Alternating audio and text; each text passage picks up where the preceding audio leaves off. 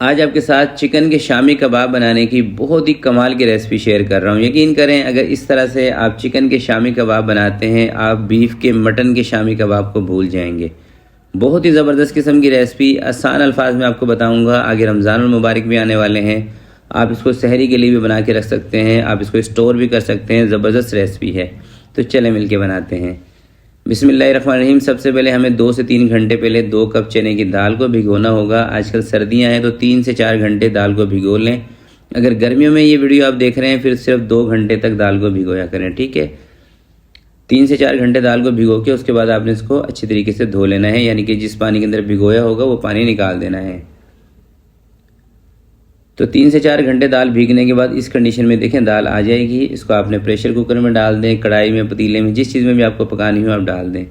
आधा किलो इसके अंदर मैं ले रहा हूँ चिकन आपने लेना है बोनलेस, बोन वाला नहीं लेना, ठीक है। कोई 12 से 15 गोल मिर्चें डाल दें। 1 अदद आलू और 2 छोटे साइज़ की प्याज आपने इसमें डाल देनी है। 1.5 चम्मच आपने इसके अंदर नमक शामिल कर देना है, और फिर बाद में हम चेक भी कर लेंगे, कम लगेगा तो थोड़ा बहुत और ऐड कर देंगे। साबुत धनिया 2 से 3 चम्मच आपने इसके अंदर ऐड कर देना है, और छोटे वाले धनिया का इस्तेमाल किया करें, इसके अंदर खुशबू ज़्यादा होती है बड़े धनिया के मुकाबले में। 1.5 चम्मच आपने इसके अंदर सफ़ेद ज़ीरा शामिल कर देना है। आधा चम्मच इसके अंदर आपने अजवाइन शामिल कर देनी है। अजवाइन इसके अंदर ना ऑप्शनल है, अगर आपको पसंद नहीं है तो आप स्किप कर सकते हैं।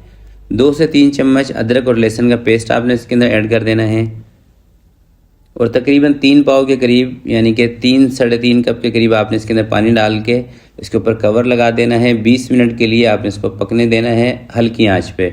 सीटी बजने के बाद चूल्हा आपने कम कर देना है ताकि पानी इसका ना जले, दाल गल जाए और चिकन अच्छे तरीके से गल जाए। 20 मिनट घड़ी का टाइम देखने के बाद सीटी आपने हटा देनी है और स्टीम निकलने का इंतज़ार करना है। सीटी में हटा रहा हूँ, स्टीम निकलने का इंतज़ार करते हैं। जब कुकर से स्टीम निकल जाएगी, कवर हटा के अब आपने कोई भी घोटा ले लेना है इस तरह का, और दाल को और चिकन को आपने बिल्कुल पीस देना है, और हल्का हल्का आपने इसके नीचे चूल्हा ऑन करना है ताकि इसके अंदर ये जो पानी आपको नज़र आ रहा है ना, ये पानी ड्राई हो जाए। जब तक आप ये दाल और चिकन को पीसेंगे सिर्फ 10 से 15 मिनट लगेंगे आपको। 10 से 15 मिनट के अंदर सारा पानी भी खुश्क हो जाएगा, दाल चिकन अच्छी तरीके से बिल्कुल पिस जाएगी। तो तकरीबन 10 मिनट लगाने के बाद ये देख रहे हैं आप दाल और चिकन बिल्कुल अच्छी तरीके से पिस चुकी है। तो अब इसका चूल्हा मैं बंद कर रहा हूँ क्योंकि ये पूरा मिक्सचर ना हमारा बिल्कुल सेट हो चुका है। तो इसको हम निकालते हैं किसी दूसरे बर्तन में और इसको ठंडा कर लेते हैं। ठंडा होने के बाद ये मज़ीद जानदार हो जाएगा, ठीक है। तो इस मसाले को तकरीबन आधे घंटे के लिए मैंने छोड़ दिया था। अब ये बिल्कुल रूम टेम्परेचर पर आ गया है। इसके अंदर सबसे पहले आपने 1 अदद अंडा शामिल कर देना है। 2 प्याज इस तरह से चॉप करके शामिल करनी है बारीक बारीक। 3 से 4 हरी मिर्चें बारीक चॉप करके, और 1 चम्मच आपने इसके अंदर गर्म मसाला पाउडर टीस्पून में शामिल कर देना है। चाइना सॉल्ट आपने इसके अंदर ½ टीस्पून शामिल कर देना है। अगर चाइना सॉल्ट का इस्तेमाल नहीं करना चाहते तो चिकन पाउडर का इस्तेमाल कर सकते हैं। अगर चिकन पाउडर का इस्तेमाल भी नहीं करना चाहते तो कनौर क्यूब्स का इस्तेमाल आप जब गोश्त को गलाएंगे, दाल को गलाएंगे, उस टाइम पे कर सकते हैं। थोड़ा सा धनिया, थोड़ा सा पुदीना इसके अंदर ऐड कर दें। अच्छी तरीके से आपने इसकी मिक्सिंग कर लेनी है।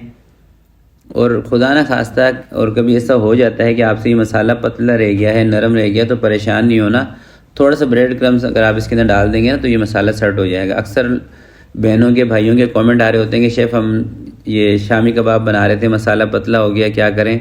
पहला हल तो ये है कि आप उसको थोड़ा सा चूल्हे पर रख के पका लें। अगर पकाना नहीं चाहते तो फिर ब्रेड क्रम्स डाल के आप इसको सेट कर सकते हैं अगर आपके पास टाइम नहीं है तो इसी तरह से दोस्तों सारे कबाब एक दफ़ा रेडी कर लेते हैं, फिर अगला प्रोसेस आपको बताता हूँ। तो ये कबाब सारे मैंने बना लिए हैं, और इसी तरह से कबाब बना के आप इसको स्टोर भी कर सकते हैं। कुछ कबाब मैं तवे के ऊपर ही आपको फ्राई करके दिखा रहा हूँ। अंडा लगा के आपने इसको फ्राई करना है ताकि ये टूटे ना। और फ्राई करने का बहुत ही सिंपल सा तरीका है। 2 से 3 चम्मच घी या तेल तवे के ऊपर डाल दें, मीडियम सी आंच पे आप इसको फ्राई करें 4 से 5 मिनट में। एक साइड पे 2 से 3 मिनट, दूसरी साइड पे 2 से 3 मिनट। बहुत ज़्यादा फ्राई करने की, पकाने की इसको ज़रूरत नहीं है। सिर्फ 4 से 5 मिनट तक आपने इसको अच्छे से क्रिस्पी होने तक फ्राई कर लेना है बस। जब गोल्डन सा कलर आ जाए, ऊपर से क्रिस्पी हो जाए तो बस ठीक है।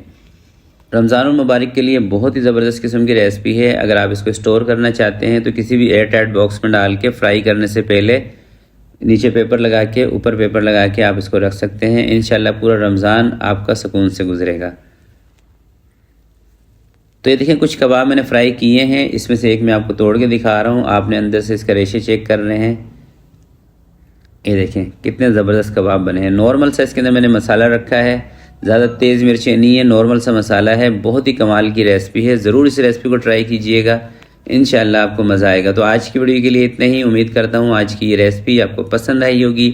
वीडियो दोस्तों अगर आपको अच्छी लगे तो प्लीज़ आपने इसको लाइक ज़रूर करना है। तो मिलते हैं आपसे किसी नेक्स्ट वीडियो में, तब तक के लिए अपना बहुत सारा ख्याल रखिएगा, अपने वालिदैन का ख्याल रखिएगा। अल्लाह हाफिज़।